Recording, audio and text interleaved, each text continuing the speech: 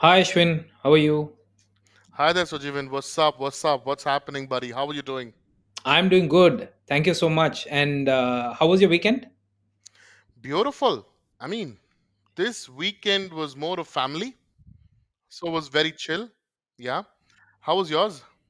Fantastic too, fantastic too. I was all excited during the weekend for this talk show because today we are going to discuss a very important topic that is very dear to a lot of education marketers out there, and especially higher education marketers. Yeah. So Ashwin, let's dive into the topic. So as we all know, the audience knows, you also know, we've been working with a lot of educational brands, especially those in the higher education segment. For example, the likes of Middlesex University, Zaid University, HBMSU, CUD, so on and so forth. And we've been doing this for almost 14 years. It's like our bread and butter.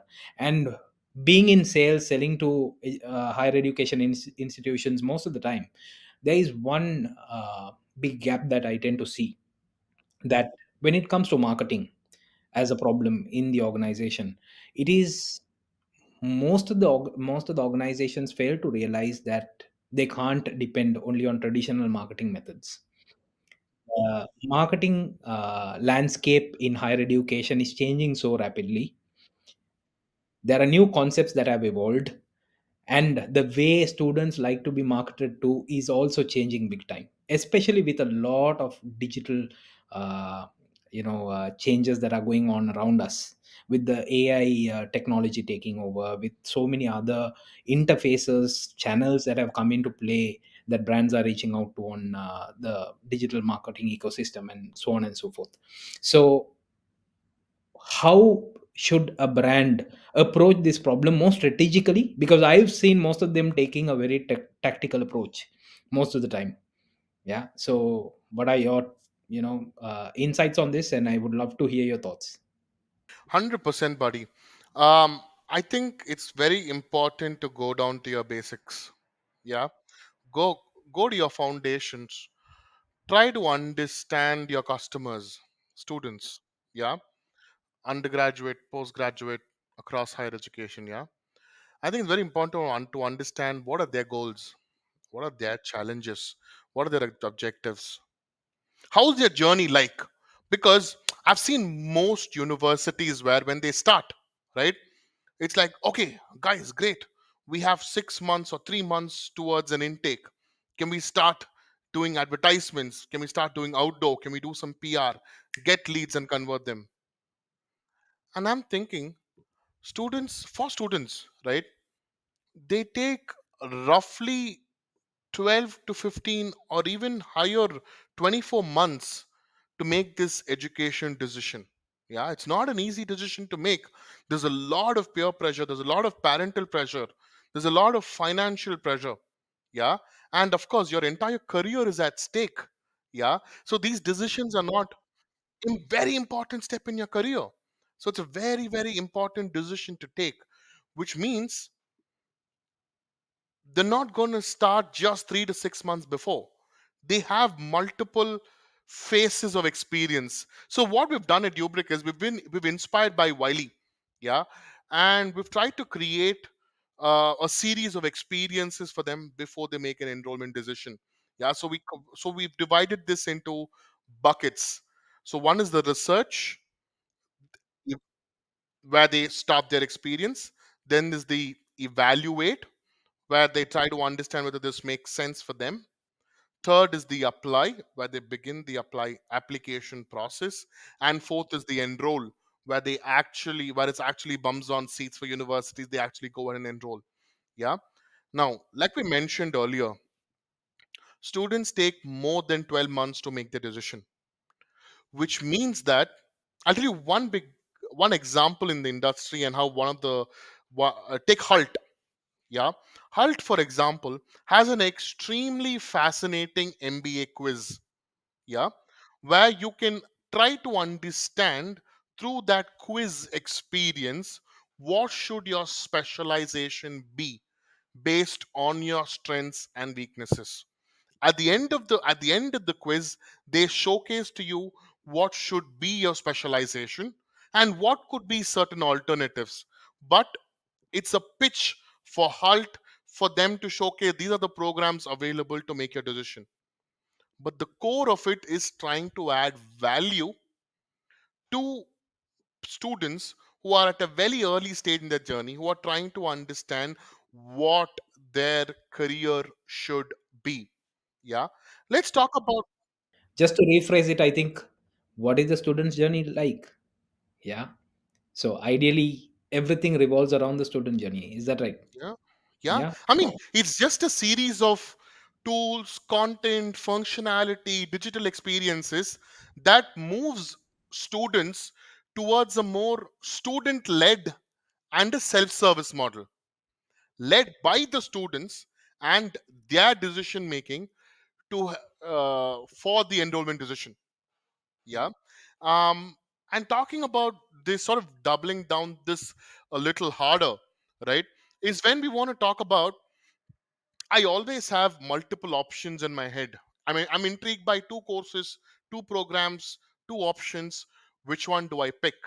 Yeah.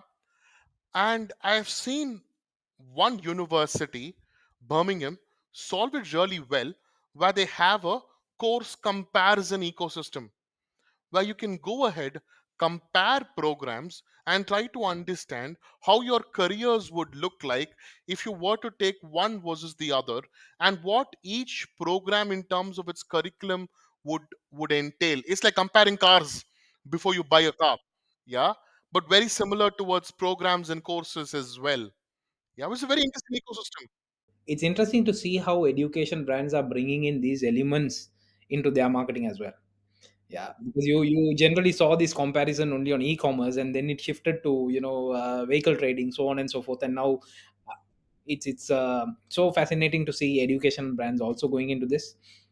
At the end of the day, it's a customer behavior, right, buddy? Yeah. So that's gonna be based on how people engage with brands and how they solve their challenges. Yeah. Take Middlesex University as an example. Yeah.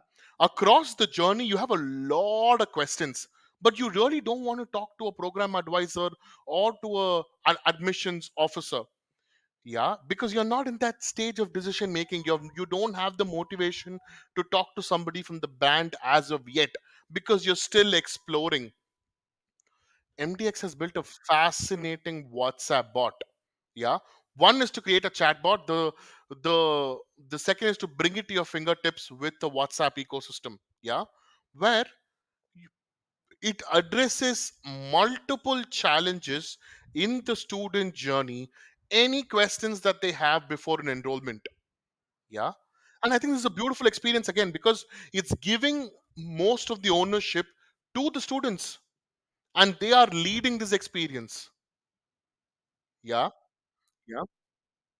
Exactly, exactly. The self-serve model. One more add-on. You must have seen this freemium experiences where most of these mobile apps, for example, before you start engaging with them, start purchasing on the app. Yeah, you have a free trial where you can go, you can start playing, or you can start using the app, same like HubSpot, right, where we start using it, and start having a inclination towards the platform, and then when you want to buy, that's a bigger decision. So I've seen one of these universities, they called, again, everybody knows this, Stanford Graduate of Business. Yeah, they have a very interesting free trial option for MBA, where potential graduates, can actually sit on a classroom where current students are experiencing the program, and this sort of helps them understand the whole experience of Stanford. and Yeah. and of course the student will be in a better position to understand whether this is the ecosystem they want to be a part of, this is the Exactly. community or the peer network they want to be a part of. Absolutely, Yeah. absolutely, absolutely. And I think these are the experience. I also remember there was another tool called Unibuddy, if you remember. Yeah, that was Mhm. a tool that would connect a current student with a prospective student. For example, let's say that you're a university that has computer science engineering as a program, and you serve multiple countries like India, Pakistan, Nigeria, etc. Yeah. Mhm. So what this platforms enables you to do is, for current student who's, let's say, a Nigerian Mhm. who's doing the computer science engineering program, Mhm. talk to a prospective student from Nigeria. Wow. Imagine that connect. Yeah. Imagine that conversation. Yeah, they're going to feel at home when they're talking to a current student where where they've gone through similar challenges and similar objections and solutions across their journey too. Yeah. Especially when you're in a new country, in a new setting, and you want validate, okay, what is it for me now? For example, as a Sri Lankan, when I moved to UAE, having my a little community on my own helped me a great deal in finding the places, where I can source certain things from Sri Lanka, etc., etc. So similarly, a student moving into a new country, a new setting, definitely would want or kind of will value or cherish that kind of experience. Absolutely, absolutely. And see, the whole point is, right, you add value. You add value, you solve their challenges. They are automatically going to be hooked to your brand. When I say they, I'm saying students be hooked to your brand, because they're able to see that the value that you're providing, and they're able to engage with you consistently across their journey. One last example is INSEAD, and they have something called In the Know, which is their blogging ecosystem. Yeah. they f- they create content that's value for potential customers. They have divided this In the Know ecosystem for three types of of of their customers. Yeah. One is young executives, second is mid career professionals, third is senior executives. And they, day in and day out, create content, text based content, video based content, webinars, all that drive value, solve challenges of each of these different types of personas, engage with them, and try to get them hooked towards their brand. So the predominant thing that arrives out of the discussion is for education brands, especially in the higher education market, to understand what the student's journey is for every buyer persona they have, and also to build elements around the student journey, so that they can actually make their experiences more enriching to the student. Absolutely. Absolutely, because there's enough noise. You do ads, there are 50 others who are doing ads. You do SEO, there are 100 others who are doing SEO. You do PR, there are 25 others who are doing PR. You do outdoor, you know how stiff the competition is. So everybody is leveraging the traditional ecosystem. Instead, go back to your students, go back to their challenges, talk to your current students, try to understand their enrollment journey, and how are they trying to solve for it. Bring those experiences to your prospective students, and I think you'll hit your enrollment goals for your business. And one thing is also to invent new things in every step of the journey. Don't just follow your competition, right? Everyone wants to do what the competitors want to have. Now, for example, if my competition has a chatbot, okay, I need a chatbot. Yeah, but there are elements of the chatbot that you can innovate which your competitor has not done. So there needs to be a kind of an inventive mindset that needs to go behind each of these steps to see how exactly you can create a competitive advantage out of these experiences. Absolutely. Lovely discussion, Ashwin. Likewise, buddy, thanks for this one. I'm looking forward to Thank you so more. much for sharing all your valuable insights, especially because you're the man who handles operations and you have first-hand experience working with clients and understanding what student journeys are like.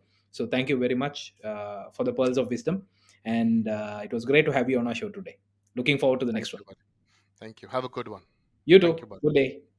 Take care.